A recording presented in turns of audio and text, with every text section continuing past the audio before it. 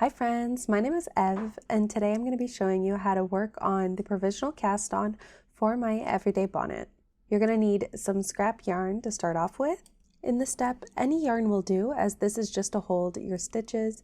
You will take the crochet hook and knit a single crochet. I typically do 4 or 5 stitches of single crochet before actually starting on the cast-on.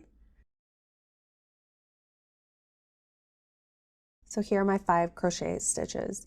Those are kind of going to be left on the side. We don't really need them for now.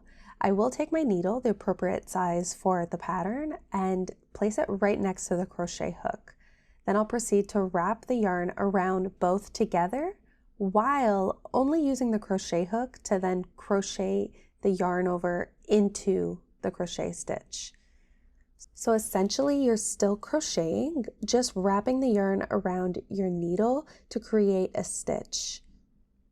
And these stitches are going to be the stitches we're using for the actual project. So for my size, I needed to cast on 6.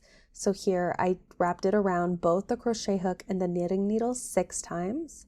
To finish it off, I'm just going to make another small chain of crochet stitches. Again, I did 5 or 6 stitches.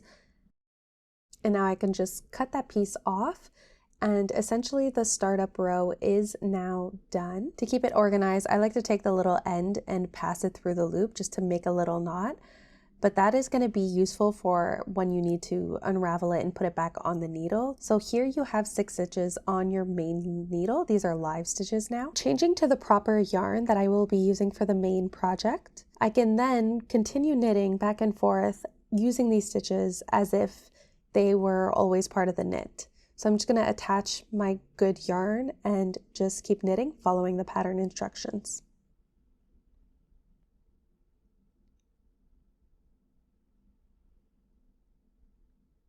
This has been my preferred go-to for provisional cast-on. I find it super smooth and simple to use. It just takes a couple seconds to set up, and it's just simple, effortless, and beautiful. Works really, really well.